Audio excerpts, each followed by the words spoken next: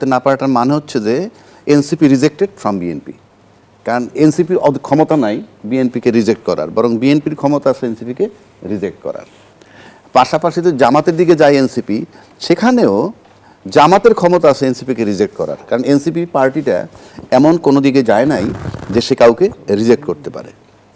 কিন্তু এই যে এনসিপিকে যদি কোনো দল না নেয় কিংবা সব দল যদি রিজেক্ট করে তাকে, সব দল বলতে বড় দুটো দলই তো আছে এই মুহূর্তে, জামাত আর বিএনপি, দুই দলই যদি এনসিপিকে তার জোটে না নেয়, তার সাথে জোটভুক্ত না করে, তাহলে বার্তাটা কি দেয়?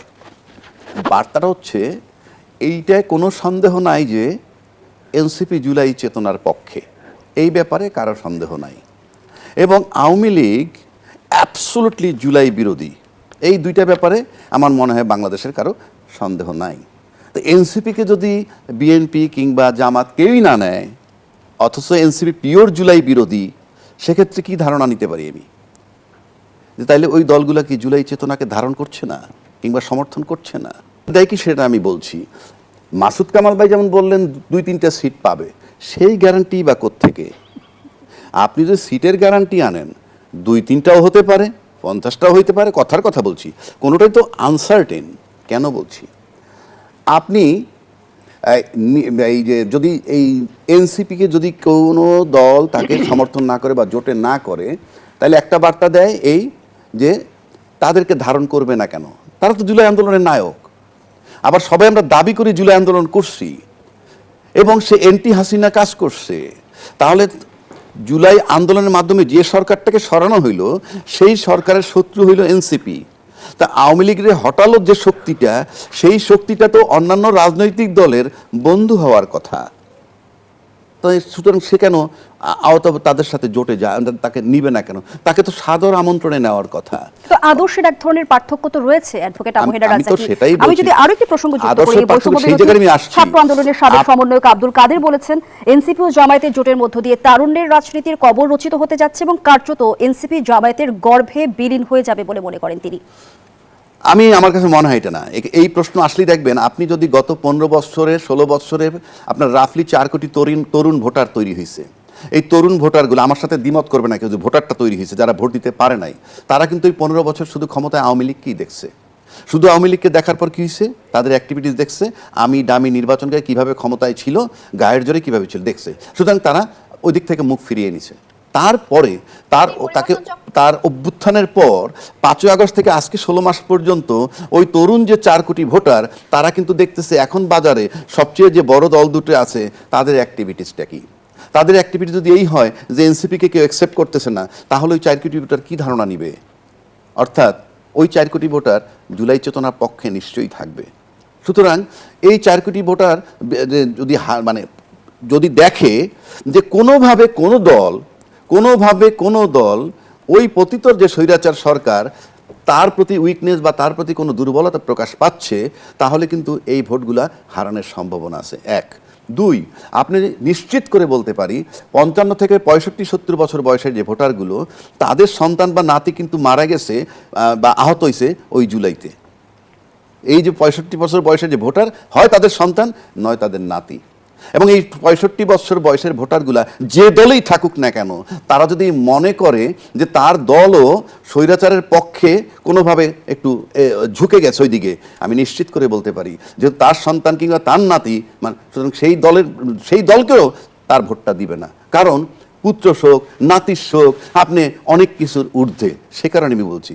নাও আপনি আমাকে প্রশ্ন করতে পারেন যে তাহলে কি, তাহলে যদি ভোট হয়, এবারে যে পরিসংখ্যান আমি আপনাকে যদি বলি, 5ই আগস্টের পর থেকে যা দেখে আসতেছে এই তরুণ 4 কোটি ভোটার প্লাস ওই যে যারা মারা গেছে বা হচ্ছে তাদের যারা গার্জিয়ান, দাদা বা বাবা, তারা যেটা দেখে আসছে, এইটা যদি বিবেচনায় নেওয়া হয়, আমি নিশ্চিত করে বলতে পারি সুন্দর ইলেকশন বলতে যা বোঝায় তা যদি হয়, আপনি কোনো দলের কোনো গ্যারান্টি নাই কে ক্ষমতায় যাবে কে যাবে না। নির্বাচনের আগে এমন একটা দলে আপনি যোগ দিচ্ছেন গিয়ে, যেই দলে তার প্রার্থীর কোনো অন্ত নাই, 300 সিটে তারা এক সিটে 4-5জন করে যোগ্য প্রার্থী আছে, সেখান থেকে কিছু লোককে সরিয়ে যখন একটা দল 10-12টা লোকের নমিনেশন দিচ্ছে, এবং জোট বানানো হচ্ছে, মানে আমার বক্তব্য হচ্ছে আপনার নির্বাচনের আগে এটা কী ধরনের জোট? এখানে কিন্তু দুইটা স্টেজ চলতেছে। একটা হইল তার দলকে বাদ দিয়ে সে বিএনপিতে যোগ দিয়ে ধানের শীষ মার্কা নির্বাচন করা, অর্থাৎ এনশিওর্ড হতে চায় যে আমাকে জিততেই হবে এবং এমপি হতে হবে। তো এমপি হতে হলে উনি শুধু এমপি হওয়ার জন্যই আসতেছেন, কিন্তু সাথে সাথে কী বার্তা দিচ্ছেন? ওনার রাজনৈতিক কোনো আইডিওলজি নাই, উনি পার্লামেন্টের মেম্বার হতে চান। পার্লামেন্টের মেম্বারের মধুটা কি সেটা আমি জানি না, কারণ যে সমস্ত লোকগুলো দলটাকে বাদ দিয়ে দলটাকে ত্যাগ করে যোগ দিচ্ছে তারা প্রত্যেকটা লোক কিন্তু মিডিয়ায় পরিচিত। বাংলাদেশে মোটামুটি এ মাথা থেকে সে মাথা তাদেরকে চেনে, এমন কেউ নাই তাদেরকে চেনে না। তো যদি চেনা পরিচিতিটাই তোমার যদি ফ্যাক্টর হয়, একটা এমপি মেম্বার অফ পার্লামেন্ট যিনি টিভি মাধ্যমে আসেন না, এরকম এমপিকে অন্তত 300 এমপির মধ্যে দেখবেন 200 এমপিকেই মানুষ চেনে না। মানে আপনি যদি পরিচিতির জন্য যান, কিন্তু আপনাকে তো তাহলে সবাই চেনে, তারপর আপনি যাচ্ছেন কেন? সিম্পল, অন্য কিছু, অন্য কোনো সুবিধা, অন্য কোনো লাভ। তা না হলে আপনি দেখেন মেরিট অ্যান্ড ডিমেরিট দেখেন। মেরিটটা কি? আপনি যদি দল ছেড়ে আপনার দলটাকে ডাস্টবিনে ফেলে দিয়ে নাম্বার 1 আপনি প্রমাণ করছেন আপনার কোনো আদর্শ নাই। আর আপনার লাভ কি? মেরিট, আপনি একজন এমপি হবেন। ডিমেরিটস কোনটা? দলের আদর্শ বিলুপ্ত করে ফেললেন। আর যে দল তাকে নিয়ে গেল সেই দলের সাথেই বা তার আইডিওলজি কিভাবে মিলল। 3 নম্বর আসেন, অন্যভাবে লাভবান হবেন বিধায় এই যে আদর্শটা আপনি বিকাই দিতেছেন, একটা পার্টি রেজিস্ট্রেশন নিয়ে দীর্ঘদিন রাজনীতি কইরা এটা বিকাই দিতেছেন, তার মানে এই আদর্শটাকে মানুষ কখন আদর্শ বিকায়? আদর্শচ্যুত হইতে হইলে তাকে অন্যভাবে লাভবান হতে হয়, সেই লাভটা নিশ্চিত করে তারা যাচ্ছেন। ধন্যবাদ জানাচ্ছি অ্যাডভোকেট আবু হেনা রাজ্জাকি। শেষ করে দিই, 30 সেকেন্ডে শেষ হ্যাঁ। করেন। আর তাদেরকে গোটা দেশ চেনে, তারপরে তারা যাচ্ছে। দ্বিতীয় কথা আসেন, আপনি যখন নিশ্চিত করতেছেন যে দল ছাড়া যারা, আপনি জোটের থেকে অন্য কাউকে নির্বাচন দেন, আপনার দলে যোগ হয় নাই, দলে যুক্ত হয় নাই, এইরকম ব্যক্তিদেরকে যাদেরকে আসন ছেড়ে দিচ্ছেন তারা পাশ করবেন আমি 100% নিশ্চিত। যদি তারা পাশ করেন এর পরেও, তাইলে ধরে নিতে হবে নির্বাচন সঠিক হবে না। সঠিক নির্বাচন হইলে অন্য যাদেরকে আপনি জোটের ভিতরে এনে দিচ্ছেন কিন্তু আপনার বড় দলের প্রতীক দিচ্ছেন না, আমি নিশ্চিত করে বলতে পারি তারা প্রত্যেকে ফেল করবে। তারপরে যদি সেই আলোচনায় আসবো, চ্যালেঞ্জগুলো কি দেখেন সেটাও আমি আপনার কাছ থেকে জানবো পরবর্তী অংশে। ধন্যবাদ জানাচ্ছি অ্যাডভোকেট আবু হেনা রাজ্জাকি। জনাব মাসুদ কামাল, চীনের কমিউনিস্ট নেতা মাও সেতুং এর একটি উক্তি কিন্তু রাজনীতিতে বেশ জনপ্রিয়, সেটি হচ্ছে শত ফুল ফুটতে দাও। নির্বাচনের আগে এই কথাটি আমরা বহুবার শুনি, কিন্তু বর্তমান বাস্তবতায় দাঁড়িয়ে আমরা যেমনটি দেখছি যে দুটি দল কিন্তু বিলুপ্ত করে তাদের নেতারা ইতিমধ্যে বিএনপিতে যোগ দিয়েছে এবং মনোনয়নও নিয়েছে, এবং অনেক রাজনৈতিক নেতা কিন্তু বিএনপিতে যোগ দিচ্ছে। এই যে নির্বাচনের আগে নিজেদের দল বিলুপ্ত করে কিংবা নিজেদের দীর্ঘদিনের দল ছেড়ে বিএনপিতে আসা বা অন্যান্য দলে যুক্ত হওয়া, এই বিষয়টাকে কিভাবে দেখেন? গণতন্ত্রের প্রভাব কি?